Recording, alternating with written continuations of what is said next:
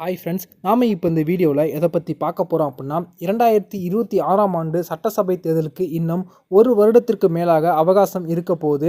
தற்போது நாம் தமிழர் கட்சியின் தலைவரான சீமான் அவர்கள் பார்த்திங்கன்னா இந்த 2026ஆம் ஆண்டு சட்டசபை தேர்தலுக்கான தன்னுடைய கட்சியின் முதல் வேட்பாளரை தற்போது அறிமுகப்படுத்தி அனைவருக்கும் ஒரு ஷாக் கொடுத்துருக்காங்க. அது பற்றின முழுமையான விவரத்தை இந்த வீடியோவில் பார்ப்போம்.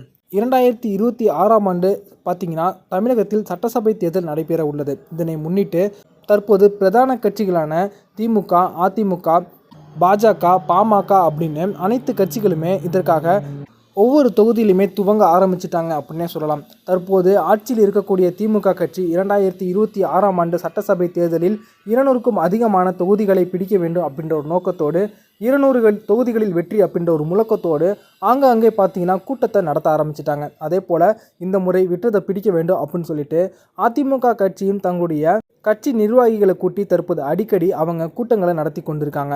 மேலும் பாமக, பாஜக, நாம் தமிழர் கட்சி போன்ற கட்சிகளும் பார்த்தீங்கன்னா இந்த தேர்தலுக்கான வியூகத்தை தற்போதுல இருந்தே வகுக்க ஆரம்பிச்சிட்டாங்க. தமிழகத்தில் முன்னணி நடிகர்களில் ஒருவரான விஜய் அவர்கள் பார்த்தீங்கன்னா தற்போது தமிழக வெற்றி கழகம் அப்படின்ற கட்சியை ஆரம்பித்து அவங்களும் அதற்காக தீவிரமான களப்பணியில் தற்போது இறங்கிட்டாங்க. விஜய் அவர்கள் தலைமையிலான தமிழக வெற்றி கழகத்தோடு கூட்டணி வைப்பதற்கு தற்போது சில பிரதான கட்சிகளும் முயற்சிகளை தற்போது நடத்தி கொண்டிருக்காங்க. பாமக, அதிமுக, தேமுதிக போன்ற கட்சிகள் தற்போது விஜய் அவர்களிடம் பார்த்தீங்கன்னா எவ்வளவு தொகுதிகள் உங்களுக்கு தருகிறோம் அப்படின்றது தொடர்பான சில ஆலோசனைகளை நடத்தி அவங்க தங்கள் பக்கம் இழுப்பதற்கான முயற்சியில் ஈடுபட்டிருக்காங்க. ஆனால் தற்போது வரைக்கும் விஜய் அவர்கள் எந்த ஒரு முடிவையும் தெரிவிக்காமல் இருக்காங்க. அவங்க தேர்தல் கள வியூக வகுப்பாளரான பிரசாந்த் கிஷோர் அவர்களை தன்னுடைய கட்சியோடு அவங்களுடைய கட்சியை இணைச்சிருக்காங்க. இவங்க பார்த்தீங்கன்னா 2026ஆம் ஆண்டு சட்டசபை தேர்தலில் இவங்க 2 பேரும் இணைந்து தமிழகத்தில் சட்டசபை தேர்தலை எதிர்கொள்ள போகிறாங்க அப்படிங்கிறத மட்டும் உறுதிப்படுத்தியிருக்காங்க.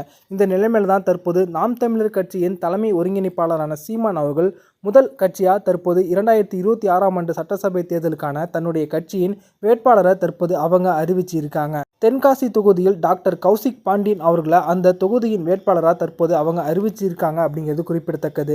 இன்னும் தேர்தலுக்கு ஒரு வருடத்திற்கு மேலே அவகாசம் இருக்கக்கூடிய நிலைமையில் இவங்க தற்போது வேட்பாளரை அறிவித்து அனைவருக்கும் ஷாக் கொடுத்துருக்காங்க.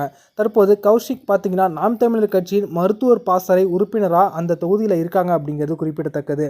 சமீபத்தில் பெரியார் அவர்களை பற்றி சர்ச்சைக்குரிய கருத்தை தெரிவித்த சீமான் அவர்களுடைய பேச்சு பெரிய விமர்சனத்துக்கு உள்ளானுச்சு. பல கட்சிகளும் அவங்களுக்கு எதிராக கண்டனங்களை தெரிவித்த நிலைமையில் இது ஒரு பெரிய பேசு பொருளாக மாறி இருந்துச்சு.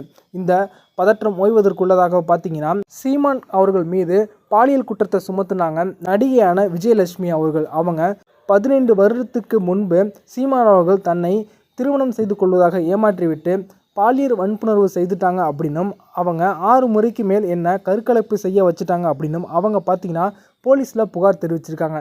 அது தொடர்பான விவாதம் தற்போது பெரிய அளவில் சூடு பிடிச்சிருக்கு. இந்த வீடியோ உங்களுக்கு பிடிச்சிருந்துச்சுன்னா லைக் பண்ணுங்கள், ஷேர் பண்ணுங்கள். நன்றி.